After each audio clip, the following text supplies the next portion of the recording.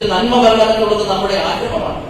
പക്ഷെ ഈ കോവിഡ് കാലത്ത്, മഹാദുരന്തത്തിന്റെ കാലത്ത് നമ്മൾ ഉദ്ദേശിച്ചതുപോലെ ഏറ്റവും വലിയ ആകർഷകമായ ചടങ്ങുകളൊക്കെ സംഘടിപ്പിച്ച് ഒരുപക്ഷെ നടത്താൻ കഴിഞ്ഞില്ലെങ്കിലും നമ്മുടെ ഹൃദയത്തിലുണ്ടാകുന്ന ഈ അഭിലാഷം പ്രധാനമാണ്.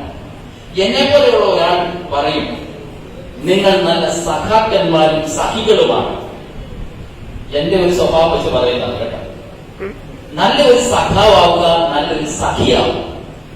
ഭാര്യയും ഭർത്താവും ആവുക എന്നത് എളുപ്പമാണ്. ഭാര്യ ഭരിക്കപ്പെടേണ്ടവളാണ്, ഭർത്താവ് അവളെ ഭരിക്കാൻ എളുപ്പമാണ്.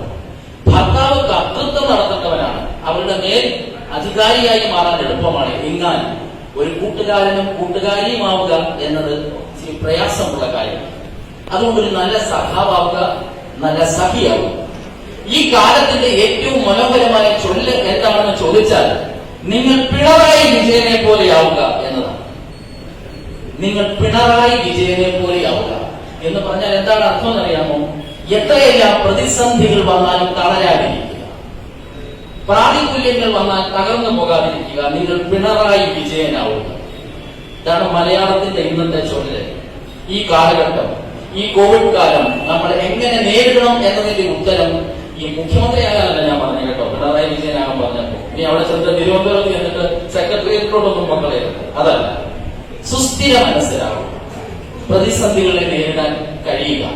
ഈ നിശ്ചയത്തിന്റെ ഏറ്റവും പ്രധാനമായി നിങ്ങൾക്ക് ഞാൻ വെക്കുന്നത് പുരാണ സന്ദർഭത്തിലെ ഒരാശയം. ഋഗ്വേദ കാലം മുതൽ നമ്മുടെ പെൺമക്കളെ വിവാഹം ചെയ്ത് അയക്കുമ്പോൾ മാതാക്കൾ അവരുടെ വലത് കാലെടുത്ത് ഒരു പാറപ്പുറത്ത് വെച്ചിട്ട് പറയും, അസ്മേവത്വം സ്ഥിരാഭവം, ഈ കല്ല് പോലെ ഉറച്ചു നിൽക്കണം എന്ന്. പ്രിയപ്പെട്ട സ്റ്റെഫി,